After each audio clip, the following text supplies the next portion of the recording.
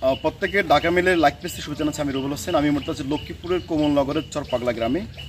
আপনি জানেন গত কয়েকদিনে টানা ভারী বর্ষণের কারণে এই অঞ্চলের অর্থাৎ এই চরপাগলা গ্রামের প্রতিটি মানুষ এখন মানবত জীবনযাপন করতেছে। সবচেয়ে বড় কথা হচ্ছে যে গত কয়েকদিনের জলাবদ্ধতার কারণে মানুষের বসতবাড়ি এবং রান্নাঘর এক কথায় চলাচল পথ সব কিছুই আপনার হাঁটু সমান পানি। এছাড়া আপনার ফসলের মাঠ এবং যে মানুষের যে চাষাবাদের যে মাছের যে গ্রেড সব কিছু পানিতে ভেসে গেছে। এখানে মানুষের দাবি হচ্ছে যে গত কয়েকদিন অর্থাৎ প্রায় 21 দিন যাবৎ এই টানা বৃষ্টির কারণে তারা এখানে পানিবন্দী পড়ছে।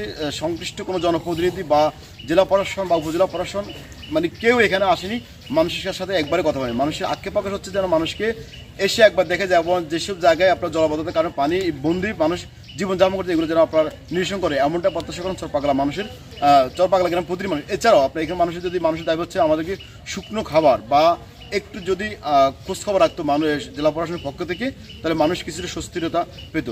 আমরা চলে গেছে, আমরা অশান্তিতে আছি, মানে সব ডুবে গেছে এবং ঘর দুয়ার সব পানি। এই কতদিনের বৃষ্টি আমরা হানি কেজি বাঁচতেছি, আমার কে দেখে না, দেখতে আসে না, চেয়ারম্যান মেম্বার কে এটার কে আনে না। আমরা চকির উপর ভাত রান্ধি, চকির উপর খাই হলো আনলে অনেক কষ্টের মধ্যে আছি, রাঁধতে পারি না, খাইতে পারি না।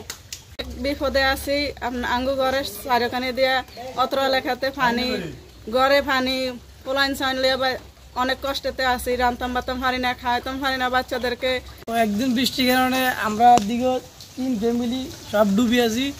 এই কয়েকদিন বৃষ্টির কারণে আমার বাইরবো চলে গেছে, মানে পশুরা বাতরা কিছু বাতরা না, চুলা মুলা সব গেছে, আঙ্গ ডুবি আমরা আছি বহুত কষ্টতে।